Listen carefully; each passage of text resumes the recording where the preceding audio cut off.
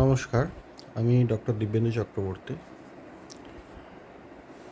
তো এবারে যে জিনিসটা নিয়ে আমি কতগুলো কথা বলবো, যেটা আমার যারা পেশেন্ট আছে তাদেরও কাজে লাগবে, সেটা হচ্ছে যে অ্যানিমিয়া বা রক্তাল্পতা। এখন অ্যানিমিয়া শব্দটা আমরা প্রত্যেকেই জানি যে অ্যানিমিয়া মানে হচ্ছে আমাদের শরীরে রক্ত কমে যাওয়া। আমি এখানে খুব সায়েন্টিফিক্যালি বা মেডিকেলি খুব শক্ত শক্ত কথা বলবো না, যেগুলো আমাদের জানা দরকার সাধারণ মানুষের, সেগুলো নিয়েই বলবো। তো রক্ত মানে হচ্ছে আমাদের শরীরে হিমোগ্লোবিন পার্সেন্টেজ আর কি কমে যাওয়া, সেটাকে আমরা অ্যানিমিয়া বলে থাকি। এবার প্রশ্ন হচ্ছে যে কখন আমাদের রক্ত নিতে হবে। সাধারণত যখন হিমোগ্লোবিন পার্সেন্টেজ 7-এর নিচে নেমে যাচ্ছে তখন রক্ত নিতে হয়। কিন্তু এখানে এই নাম্বারটাই একমাত্র ডিসাইডিং ফ্যাক্টর নয়। এই একটা নাম্বার দেখেই যে পেশেন্টকে রক্ত দিয়ে দেওয়া হয় যে 7 হয়ে গেছে বা 7-এর নিচে নেমে গেছে, সেটা কিন্তু নয়। এখানে অনেকগুলো ফ্যাক্টর আছে, যেমন পেশেন্টের কোনো সিমটমস হচ্ছে কি না। অ্যানিমিয়ার সিমটমস মানে পেশেন্টের অল্পেতে হাঁপিয়ে যাওয়া, বুক ধড়ফড় করা, দুর্বল লাগা, মাথা ঘোরা,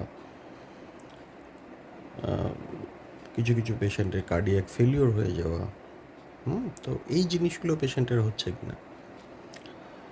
যদি দেখা যায় এগুলো হচ্ছে, সেক্ষেত্রে যদি হিমোগ্লোবিন 7-এর উপরেও থাকে তাহলে রক্ত দিয়ে দেওয়া হয়। তার মানে সিমটোম্যাটিক পেশেন্ট যাদের সিমটমস আছে এবং রক্ত কম আছে, হিমোগ্লোবিন কম আছে, তাদের কিন্তু রক্ত দিয়ে দেওয়া হয়। আবার দেখা যায় যে যে সমস্ত পেশেন্ট হয়তো একটা ইসচিমিক হার্ট ডিজিজ আছে, মানে হার্টে ধমনীতে ব্লকেজ আছে বা হার্টের কোনো সমস্যা আছে, সেই সব পেশেন্ট যাদের হয়তো রক্ত ততটাও কম নেই, তাদের ক্ষেত্রেও কিন্তু আমরা রক্ত দিয়ে দিই যদি পেশেন্টের সিমটমস দেখা দেয়। কারণ এই সমস্ত পেশেন্টদের ক্ষেত্রে রক্ত কমে গেলে তাদের হার্টের সমস্যাটা বেড়ে যাওয়ার একটা সম্ভাবনা থাকে। তার মানে রক্ত কমে গেলেই যে রক্ত দিতে হবে বা একটা সার্টেন পার্সেন্টেজের নিচে নেমে গেলেই যে রক্ত দিতে হবে সেটা না। সেটা আপনার ডাক্তারবাবুর সঙ্গে কথা বলতে হবে। ডাক্তারবাবু ডিসাইড করবেন যে আপনার রক্ত নেওয়ার প্রয়োজন আছে কি না। এবার এখানে একটা প্রশ্ন আছে, অ্যানিমিয়া বা রক্তাল্পতা কিন্তু কোনো রোগ নয়, এটা হচ্ছে একটা উপসর্গ, মানে সাইন, উপসর্গ। এবার যেমন ধরুন জ্বর হচ্ছে একটা উপসর্গ। আমার শরীরে যদি কোনো ইনফেকশন হয় বা ইনফ্ল্যামেশন হয় বা অন্য কোনো ক্যান্সার বা এই জাতীয় যে কোনো রকমের ডিজিজ হয়, তার ফলে আমার জ্বর আসে। কাজেই জ্বর কিন্তু কোনো ডায়াগনোসিস না, জ্বর হচ্ছে একটা উপসর্গ। জ্বরের কারণ ডাক্তাররা খুঁজে বের করেন, ইনভেস্টিগেশন করতে দেন। জ্বরটা ম্যালেরিয়া থেকে হতে পারে, ডেঙ্গু থেকে হতে পারে, টাইফয়েড থেকে হতে পারে, ইউরিনে ইনফেকশন থেকে হতে পারে। তো ডাক্তারবাবুরা যেটা চেষ্টা করেন সেটা হচ্ছে কী থেকে জ্বর এসেছে সেটা জানার চেষ্টা করেন, করে সেটার ওষুধ দেন। তো শুধু জ্বর কমিয়ে রাখাটাই চিকিৎসা কিন্তু নয়। ঠিক সেরকম অ্যানিমিয়ার ক্ষেত্রেও ঠিক তাই। মানে রক্তাল্পতা বা অ্যানিমিয়া মানে তাকে রক্ত দিয়ে দেওয়াটা চিকিৎসা কিন্তু নয়। নিশ্চয়ই একটা তাকে রক্তটাকে রিপ্লেনিশ করা, মানে তার শরীরে রক্তটা ঢুকিয়ে দিয়ে তার সিমটমসটা কমিয়ে দেওয়া হয়। কিন্তু তার অ্যানিমিয়ার কারণটা জানতে হয়, যে অ্যানিমিয়ার কারণ কী, রক্তাল্পতার কারণ কী। এখন খুব দুর্ভাগ্যজনকভাবে আমরা দেখে থাকি যে আমাদের কাছে অনেক পেশেন্ট আসেন যার হয়তো হিমোগ্লোবিন দেখা গেল যে 4 হয়ে গিয়েছিল এবং সে হসপিটালে ভর্তি হলো। তাকে 2 বোতল কি 1 বোতল, এখন আর তো ইউনিট বলা হয় এটাকে, 1 ইউনিট কি 2 ইউনিটস হয়, হোল ব্লাড দেওয়া হলো বা পিআরবিসি দিয়ে দেওয়া হলো। হোল ব্লাড মানে পুরো রক্ত, আর পিআরবিসি মানে শুধুমাত্র রক্তের লোহিত রক্তকণিকাগুলোকে দিয়ে দেওয়া হলো। দেওয়ার পর তাকে ডিসচার্জ করে দেওয়া হলো। সেই পেশেন্ট বিভিন্ন ডাক্তার ঘুরতে ঘুরতে আবার কোনো একজন ডাক্তারের কাছে এসে পৌঁছলেন এবং দেখা গেল তার আবার রক্ত কম আছে। তো খুব আশ্চর্যজনক, আমি যখন প্রশ্ন করি যে আচ্ছা, আপনার যে রক্ত কমে গেল, আপনারা যে হসপিটালে ভর্তি হলেন এবং রক্ত দিলেন, তো রক্ত কেন কমলো সেটা কি আপনি জানেন? অনেক পেশেন্টেরই উত্তর হচ্ছে না, আমরা জানি না।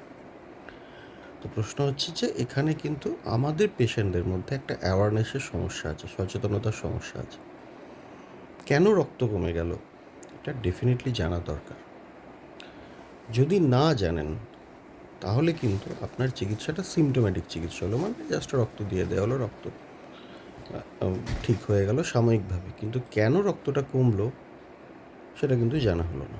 তার ফলে আপনার ভিতরে যে বেসিক যে রোগটা আছে সেটার কিন্তু চিকিৎসা হলো না।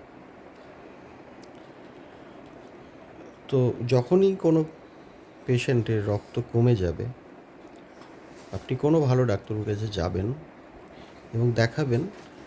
যদি সেই ডাক্তারবাবু সত্যিই ভালো হন আর কি, তিনি চেষ্টা করবেন যে কেন রক্ত কমছে সেটা ইনভেস্টিগেশন করে দেখার। রক্ত তো দিতেই হবে, যদি আপনি সিমটোম্যাটিক হন বা রক্ত খুব কমে যায়, রক্ত দিতে হবে সেক্ষেত্রে। কিন্তু অবশ্যই এটা জানা দরকার যে রক্ত কেন কমছে, সেটা জানার চেষ্টা করতে হবে অন্তত। তো এটা হচ্ছে একটা প্রশ্ন, এটা হচ্ছে একটা সমস্যা আর কি। আমরা অনেক সময় মফস্বলে বিশেষ করে যারা ডাক্তারি করি তারা ফেস করি। এখানে আরেকটা সমস্যা আছে, সেটা হচ্ছে যে পেশেন্টের রক্ত কমে গেল, রক্ত কমে 6-এর নিচে হয়ে গেছে, হয়তো 4-5 হিমোগ্লোবিন হয়ে গেছে। পেশেন্ট হসপিটালে রক্ত নিয়েছে, 2 ইউনিট রক্ত নিল, তারপর ডাক্তারবাবুদের কাছে এলেন, এসে বললেন ডাক্তারবাবু আমার রক্ত কমে গিয়েছিল, তো আমি রক্ত নিয়েছি, এবার আপনি দেখুন।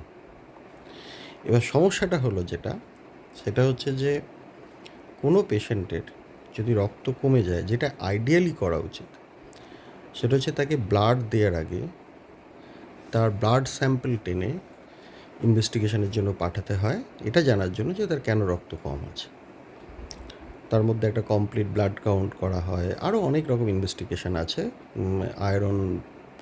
আয়রনের মাত্রা দেখা হয়, তার কোনো রক্তের মধ্যে কোনো স্ট্রাকচারাল ডিফেক্ট আছে কি না, যেমন থ্যালাসেমিয়া ক্যারিয়ার হন অনেকে, থ্যালাসেমিয়া পেশেন্ট হতে পারেন অনেকে, সেগুলো দেখা হয়। তো শরীর থেকে হয়তো কোনো জায়গা থেকে রক্ত বেরিয়ে যাচ্ছে কি না সেগুলো দেখা হয়। কিন্তু সেগুলো অ্যাকচুয়ালি করা উচিত হচ্ছে ব্লাডটা দেওয়ার আগে। যখনই ব্লাড দিয়ে দেয়া হলো তখন কিন্তু আপনার শরীরে আপনার রক্ত ছাড়াও যে ডোনার আপনাকে রক্তটা দিয়েছে, মানে যে রক্তটা আপনার শরীরে ঢুকেছে, তখন কিন্তু সেই রক্তটা আপনার শরীরে বইছে। কাজে তখন কিন্তু ইনভেস্টিগেশন করে খুব ভালো কিছু পাওয়া যায় না, সঠিক ডায়াগনোসিস করা কিন্তু খুব ডিফিকাল্ট হয়েছে। যেমন আমরা দেখি যে কোনো পেশেন্টের রক্ত কমলে আমরা দেখি যে তার শরীরে আয়রনের মাত্রা কত। এবার ধরুন আপনি 3 ইউনিট ব্লাড দিয়ে নিয়ে এসেছেন, সেক্ষেত্রে কিন্তু তার আয়রন লেভেল কিন্তু এমনিই বেশি হয়ে যাবে, তো বোঝাই যাবে না যে অ্যাকচুয়ালি তার শরীরে আয়রন লেভেল কত আছে, বোঝা মুশকিল। কিংবা ধরুন আমি একটা ইলেকট্রোফোরেসিস করে দেখতে চাই যে এই পেশেন্টটি থ্যালাসেমিয়া বা এই জাতীয় হিমোগ্লোবিনোপ্যাথিস, মানে হিমোগ্লোবিনের স্ট্রাকচারের যে গণ্ডগোল থেকে যে কারণে রক্ত কমে সেরকম কিছু আছে কি না সেটা আমি হয়তো দেখতে চাই। কিন্তু ইলেকট্রোফোরেসিস করেও কিন্তু খুব ভালো রেজাল্ট পাওয়া যাবে না যদি তাকে রক্ত দিয়ে দেওয়া হয়। সেক্ষেত্রে আমাকে অন্তত প্রায় 120 দিন, মানে 3 মাস, মানে 4 মাস ওয়েট করতে হবে কিন্তু ইনভেস্টিগেশনটা করার জন্য। তো রক্ত যদি কমে যায়, যদি সিমটোম্যাটিক হন আপনি, অবশ্যই রক্ত নিতে হবে। কোনো ডাক্তারবাবুকে আগে দেখান, তারপর আপনি রক্ত নিতে যান। সেই ডাক্তারবাবু আপনার ব্লাড স্যাম্পল টেনে টেস্টের জন্য পাঠাবেন, তারপর আপনাকে রক্ত দেওয়া হবে। এটা হচ্ছে প্রথম প্রশ্ন। দ্বিতীয় যেটা সমস্যা হয় সেটা হচ্ছে যে আরেকটা জিনিস এখানে বলে রাখা ভালো, যে সবার কিন্তু রক্ত দিতে হয় না।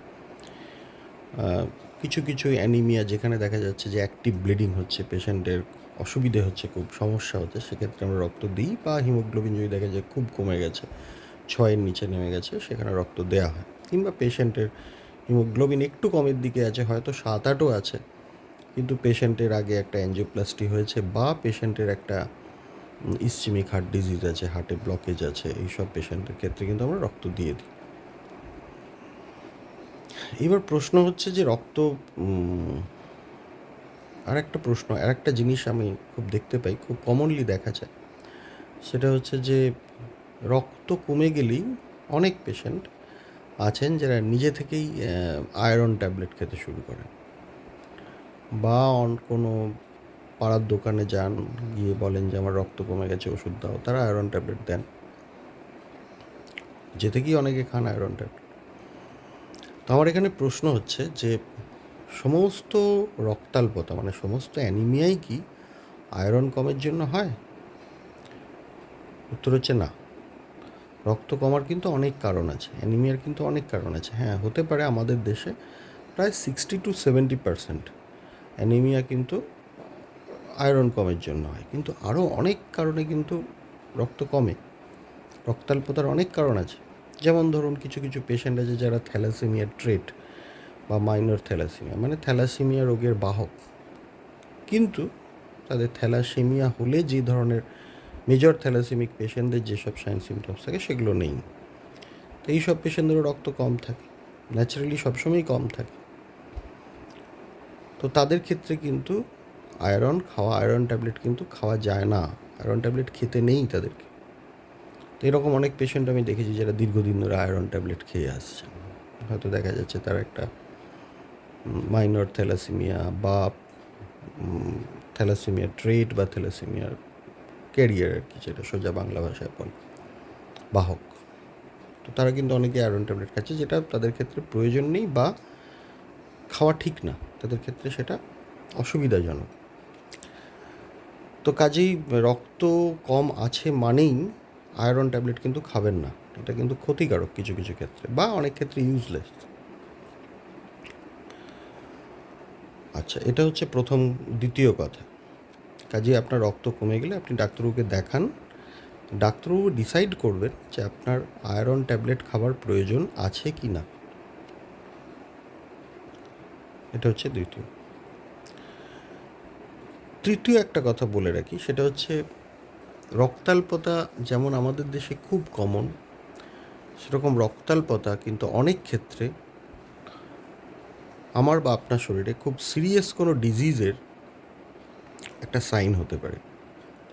বিশেষ করে যদি দেখা যায় একজন বয়স্ক মানুষ, ষাটোর্ধ্ব মানুষ, তার একটা আনএক্সপ্লেন অ্যানিমিয়া হচ্ছে, মানে কোনো বোঝা যাচ্ছে না, জাস্ট রক্ত পরীক্ষা করে দেখা গেলো তার হিমোগ্লোবিন 6, হিমোগ্লোবিন 7, তাহলে কিন্তু সেটা একটা সিরিয়াস ডিজিজের কারণে হতে পারে। সিরিয়াস ডিজিজ মানে আমি যেটা বলতে চাইছি ম্যালিগন্যান্সি, সেটা সবসময় রুল আউট করা উচিত। বয়স্ক মানুষ যাদের ক্ষেত্রে রক্ত কমে যাওয়ার আদার্স কোনো কজ নেই, মানে কোনো খুব স্পষ্ট কোনো কারণ নেই, সেক্ষেত্রে কিন্তু ইনভেস্টিগেশন করা দরকার। 4 নম্বর, আমি দেখেছি আর একটা খুব আশ্চর্যজনক জিনিস, কিছু কিছু পেশেন্ট আসে হয়তো অন্য কোনো সমস্যা নিয়ে, তাদের হিমোগ্লোবিন টেস্ট করে দেখা গেল হয়তো হিমোগ্লোবিন 7 কিংবা 8 বা এরকম কাছাকাছি আর কি, 6, 7, 8-এর মধ্যে, বা তাকে এক্সামিনেশন করে দেখা গেল যে তার অ্যানিমিয়া আছে। আমরা যখন বলি পেশেন্টকে যে দেখুন আমার মনে হচ্ছে আপনার একটু রক্ত কম আছে, রক্তাল্পতা আছে, তখন পেশেন্টরা বলে যে হ্যাঁ ডাক্তারবাবু, আমার রক্ত কম আছে, অনেক দিন থেকেই কম আছে। তো ব্যাপারটা কিন্তু অতটা সোজা না। প্রথম কথা হচ্ছে, রক্ত যদি আপনার কমই থাকে দীর্ঘদিন থেকে, তাহলে এটা জানা দরকার যে কেন রক্ত কম আছে। তো সেটাকে অ্যাকসেপ্ট করে নেওয়া ঠিক না যে আমার রক্ত কমই থাকে, সেরকম না। তো রক্ত কেন কম সেটা ইনভেস্টিগেশন করে দেখা উচিত। কী কারণে রক্ত কম, কেন এই পেশেন্টটি দীর্ঘদিন ধরে একটা অ্যানিমিয়ায় ভুগছে, মানে যদি দেখা যায় একটা পেশেন্টের দীর্ঘদিন ধরে রক্ত কম, তার মানে সেটা একটা ক্রনিক অ্যানিমিয়া। তো ক্রনিক অ্যানিমিয়ার কী কারণে হচ্ছে সেটা তো জানা দরকার। অনেক পেশেন্টের মধ্যে কিন্তু সেই অ্যাওয়ারনেসটা নেই। যদি আপনার রক্ত কম থাকে, আপনি ডাক্তারের কাছে যাবেন এবং গিয়ে বলবেন যে ডাক্তার, আমার রক্ত কম। ডাক্তারবাবু ইনভেস্টিগেশন করে দেখবেন যে কেন রক্ত কম, কী কারণে রক্ত কম হচ্ছে। এবার রক্ত কেন কম হয় আসলে কতগুলো জিনিস আমি অলরেডি বলেই দিলাম। প্রথম কথা হচ্ছে, যদি রক্ত তৈরি, তো 2-3টে মোদ্দা কথা আছে। যদি আপনার শরীরে রক্ত তৈরি না হয়, 1 নম্বর। 2 নম্বর হচ্ছে রক্ত তৈরি হচ্ছে অথচ রক্ত ভেঙে যাচ্ছে, সেটা হতে পারে। 3, আপনার শরীর থেকে ব্লাড লস হচ্ছে। রক্ত তৈরি হচ্ছে ঠিক আছে, ভাঙছেও না, কিন্তু শরীর থেকে ব্লাড লস হচ্ছে, রক্ত বেরিয়ে যাচ্ছে। সেটা হঠাৎ করে ব্লাড লস হতে পারে বা ক্রনিক ব্লাড লস হতে পারে। তো মেনলি এই 3টে কারণে রক্ত কমে যায়। তো প্রথমটা বলি, মানে আপনার শরীরে রক্ত তৈরি হচ্ছে না। রক্ত তৈরি হচ্ছে মানে রক্ত তৈরির যে উপাদানগুলো লাগছে সেগুলো হয়তো আপনার শরীরে ঘাটতি হচ্ছে। রক্ত তৈরির জন্য যেগুলো লাগে, যেমন ধরুন আয়রন লাগে, ফলিক অ্যাসিড লাগে, প্রোটিন লাগে, ভিটামিন B12 লাগে, এরকম অনেক জিনিস লাগে। তো সেইগুলো হয়তো আপনার শরীরে ঠিকঠাক যোগান হচ্ছে না, তার ফলে রক্ত তৈরি হচ্ছে না। হয়তো আপনি যে খাবারটা খাচ্ছেন তার মধ্যে আয়রন ঠিকঠাক নেই, সেটাকে বলে আয়রন ডেফিসিয়েন্সি অ্যানিমিয়া। যেমন ধরুন আপনি ভেজিটেরিয়ান, বিশেষ করে ভেজিটেরিয়ান যারা, তাদের খাবারের মধ্যে অনেক সময় ভিটামিন B12 কম থাকে। তো তাদের ক্ষেত্রে ভিটামিন B12 ডেফিসিয়েন্সির জন্য অ্যানিমিয়া হয়। যারা অ্যালকোহলিক, মদ্যপান করেন, তাদের শরীরে ভিটামিন B12 ডেফিসিয়েন্সির জন্য অ্যানিমিয়া হয়। তো এটাকে বলে নিউট্রিশনাল অ্যানিমিয়া। বা আমি যে খাবারটা খাচ্ছি সেই খাবারটা সুষম খাবার নয়, তার ফলে আমার অ্যানিমিয়া হতে পারে। সেকেন্ডলি হচ্ছে রক্ত ভেঙে যাচ্ছে, যেমন হচ্ছে থ্যালাসেমিয়া, যেটা আমরা অনেকেই নামটা শুনে থাকি, থ্যালাসেমিয়া। শুধু থ্যালাসেমিয়া কিন্তু না, এরকম অনেক, এগুলোকে বলে হিমোলাইটিক অ্যানিমিয়া, মানে রক্ত শরীরের মধ্যে ভেঙে যায়। থ্যালাসেমিয়া হচ্ছে এমন একটা ডিজিজ যেখানে রক্ত ভেঙে যায়। সেরকম অটো ইমিউন হিমোলাইটিক অ্যানিমিয়া আছে, মানে আমাদের শরীরের মধ্যেই এমন কিছু অ্যান্টিবডি তৈরি হয় যেটা আমাদেরই রক্তের লোহিত রক্তকণিকাগুলোকে ভেঙে দেয়। সেটা থেকেও হতে পারে রক্তাল্পতা। আচ্ছা, এবার ধরুন ব্লাড লস হচ্ছে। ব্লাড লস যেমন ধরুন হঠাৎ করে কেটে গেল, অ্যাক্সিডেন্ট হলো, ছিঁড়ে গেল, ব্লিডিং হচ্ছে, সেখানে তো রক্ত কমবেই, খুব স্বাভাবিক সেটা। কিন্তু ক্রনিক ব্লাড লস বিশেষ করে মেয়েদের ক্ষেত্রে, যে মেনস্ট্রুয়াল ব্লিডিং বেশি হয়, এটা খুব কমন আমরা দেখে থাকি। বিশেষ করে মেয়েদের মধ্যে অ্যানিমিয়ার প্রবণতা অনেক বেশি, বিশেষ করে চাইল্ড বিয়ারিং এজে মহিলাদের মধ্যে অ্যানিমিয়ার প্রবণতা অনেক বেশি থাকে। এবং কেন বেশি থাকে? কারণ অনেকের ক্ষেত্রেই দেখা যায় যে তাদের মেনস্ট্রুয়াল ব্লাড লসটা ঠিকঠাক হচ্ছে না বা এক্সেসিভ বেশি হচ্ছে। তো এটা একটা কারণ হতে পারে। কিংবা জিআই ব্লাড লস, মানে পেটের মধ্যে যে স্টমাক বা ইন্টেস্টিন, পেটের যে অন্ত্র আছে, সেখান থেকে কোনো ব্লাড লস হচ্ছে। হয়তো পেটে কোনো আলসার আছে বা খারাপ কিছুও থাকতে পারে, ক্যান্সার বা এই জাতীয় থেকেও ব্লাড লস হতে পারে। পাইলস খুব কমন কজ অফ অ্যানিমিয়া। যাদের পাইলস আছে, অনেকেই দিকে ঠিকঠাক চিকিৎসা করেন না পাইলসের, মাঝে মাঝে ব্লাড লস হয়, খুব একটা গুরুত্ব দেন না, এটাও কিন্তু একটা common cause of anaemia. Hypothyroidism, এটাও কিন্তু হাইপোথাইরয়েডিজম পেশেন্টরাও কিন্তু অ্যানিমিয়া নিয়ে প্রেজেন্ট করতে পারে। তো তার মানে যেটা মুদ্রা কথা দাঁড়ালো, যে অ্যানিমিয়া বা রক্তাল্পতা হলেই প্রথম যেটা করবো সেটা হচ্ছে আমি একজন ডাক্তারকে দেখাবো। অ্যানিমিয়া মানেই কিন্তু আয়রন ডেফিসিয়েন্সি নয়। অ্যানিমিয়ার অনেকগুলো ভাগ আছে, তার মধ্যে একটা আয়রন ডেফিসিয়েন্সি। কাজে অ্যানিমিয়া হলেই কিন্তু আমি আয়রন ট্যাবলেট খাবো না, যে ডাক্তারবাবুকে দেখাবো, তিনি যদি প্রেসক্রাইব করেন তাহলে আয়রন ট্যাবলেট খাবো।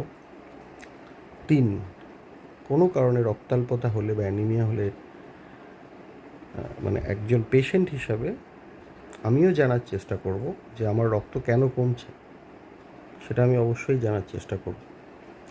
আর 4, রক্ত যদি দিতে হয়, রক্ত দেওয়ার আগে ইনভেস্টিগেশনগুলো করানো উচিত যে কেন রক্ত কমছে। তো এটুকুই বলার। নমস্কার, সকলে ভালো থাকবেন।